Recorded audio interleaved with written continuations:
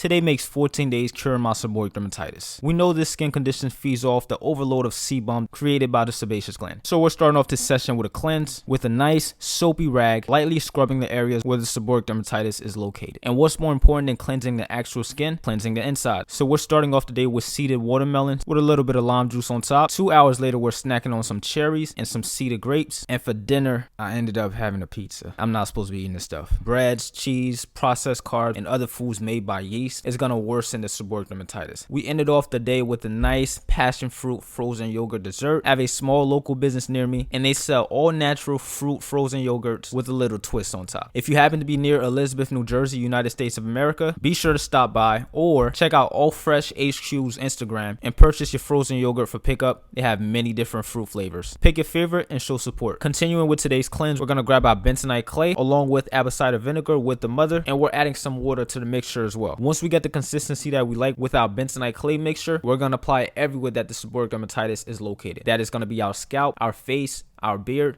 and of course our chest, but we're not going to show the chest in this video. Basically, seborrheic dermatitis develops at a time in our lives when the body makes the most sebum. So you might have had it since you were a kid, and then one day, boop, it just comes out of nowhere. And now you have it on your chest, face, and scalp. Some people believe that the yeast that causes seborrheic dermatitis, which is called a Malassezia yeast, feeds on sebum, which allows them to grow. The sebaceous gland is what makes and secretes the sebum in our skin. So it's not just gonna stop making sebum. So that's not the problem. The best way to try to get rid of seborrheic dermatitis is to eliminate breads, cheese, wine, beer, processed carbs, and other foods made by yeast or fungi. So we want to leave the bentonite mask for 20 to 30 minutes. Once that time is up, we want to get in the shower and thoroughly rinse that out. The sebaceous gland does make and secrete sebum to the areas that needs it, which is the face and scalp. But the sebum takes a very long time to actually reach the ends of my beard, which I doubt the sebaceous gland makes enough to moisturize my full beard or my hair. So we're going to take matters into our own hand and moisturize with our own butters. We're going to go ahead and grab our pomegranate mint growth butter, which is the ideal butter that I would want to use because it's not as greasy. I use arrowroot powder and the ingredients of this butter to lessen the greasiness of it. Since we know seborrheic dermatitis feeds off oily skin, this butter is not that oily, so therefore it's the perfect butter to moisturize the beard. If you want to get your hands on this butter, be sure to check out thelatherspa.com. Use code BUTTER25 to get 25% off your next purchase. Once we've applied the butter, we're going to grab a little bit of our strawberry mint growth oil. This product right here is a lot more oily than the butter, so we're going to use a tiny little bit. A little will go a long way, so don't worry. If you have not gotten your hands on this oil yet, you can also grab it at thelatherspa.com. Use code BUTTER25 at checkout. This is a one-time code. You can only use this code once and done. Once all your products are applied, we're going to go ahead and grab our wooden comb and comb the beard out to give it that nice, full, puffy look. This is what the seborrheic dermatitis is looking like.